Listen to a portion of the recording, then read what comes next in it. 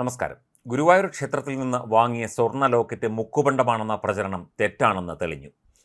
മറിച്ച് പ്രചരിപ്പിച്ചയാൾ ദേവസ്വം ഭരണസമിതിക്കും പോലീസിനും മുന്നിൽ മാപ്പ് പറഞ്ഞു.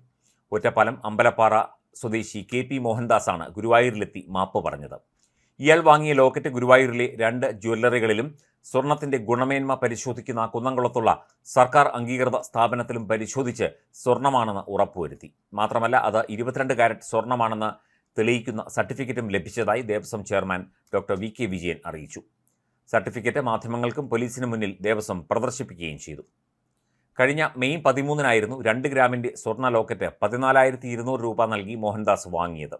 ഇത് പിന്നീട് അമ്പലപ്പാറ അർബൻ ബാങ്കിൽ പണയം വെക്കാൻ ചെന്നപ്പോൾ അവിടെ ഉരച്ചുനോക്കി വ്യാജ സ്വർണ്ണമാണെന്ന് അറിയിച്ചു എന്നാണ് മോഹൻദാസ് പറഞ്ഞത്.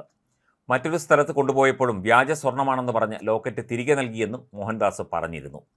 തുടർന്ന് ഇക്കാര്യം ഇയാൾ പ്രചരിപ്പിച്ചു. തനിക്ക് മാനഹാനിയുണ്ടായെന്നും നഷ്ടപരിഹാരം വേണമെന്നും കാണിച്ച് ഗുരുവായൂർ ദേവസ്വം അഡ്മിനിസ്ട്രേറ്റർക്ക് പരാതി നൽകുകയും ചെയ്തു. ഇതുപ്രകാരമാണ് ഇന്നലത്തെ ദേവസ്വം ഭരണസമിതിയിലേക്ക് മോഹൻദാസിനെ വിളിച്ചു വരുത്തിയത്. സ്വർണം വ്യാജമാണെന്ന നിലപാടിൽ ഉറച്ചു നിൽക്കുകയായിരുന്നു അയാൾ.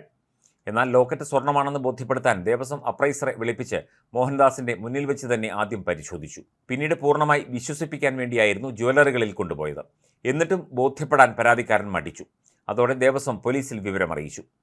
ഗുരുവായൂർ ACP CS സിനോജിന്റെ നേതൃത്വത്തിലുള്ള പോലീസ് സംഘമെത്തി മോഹൻദാസിനെ സ്റ്റേഷനിൽ കൊണ്ടുപോയി ചോദ്യം ചെയ്തു. പോലീസും രേഖകൾ പരിശോധിച്ച് ലോക്കറ്റ് സ്വർണ്ണമാണെന്ന് ഉറപ്പുവരുത്തി. ഗുരുവായൂർ ക്ഷേത്രത്തിലെ സ്വർണ്ണ ലോക്കറ്റ് വ്യാജമാണെന്ന് വരുത്തി തീർക്കാൻ ചില തൽപരകക്ഷികൾ പരാതിക്കാരന് പിന്നിൽ ഉണ്ടാകാമെന്ന് Devaswom chairman doctor VK Vijayan വാർത്താസമ്മേളനത്തിൽ അറിയിച്ചു. ക്ഷേത്രത്തിലെ ലോക്കറ്റ് പൂർണ്ണമായും പരിശുദ്ധ സ്വർണ്ണമാണ്. കേന്ദ്ര സർക്കാരിന്റെ കീഴിലുള്ള മുംബൈയിലെ മില്ലിൽ നിന്നാണ് സ്വർണം വാങ്ങുന്നത്. ഇത്രയും കാലത്തിനിടയിൽ ഒരാക്ഷേപവും ലോക്കറ്റിനെക്കുറിച്ച് ഉണ്ടായിട്ടില്ല. പരാതിക്കാരൻ ലോക്കറ്റ് വാങ്ങിയ ദിവസം അതേ ദിവസം തന്നെ നിരവധി ലോക്കറ്റുകൾ വിറ്റുപോയിട്ടുണ്ട്. അന്ന് വാങ്ങിയവർക്കൊന്നും ഒരു പരാതിയുമില്ല. ഒരാൾ മാത്രം ആക്ഷേപം ഉന്നയിക്കുകയും മാധ്യമങ്ങളെ അറിയിക്കുകയും ചെയ്തതിന് പിന്നിൽ ഗൂഢാലോചന സംശയിക്കുന്നു എന്നും ചെയർമാൻ പറഞ്ഞു.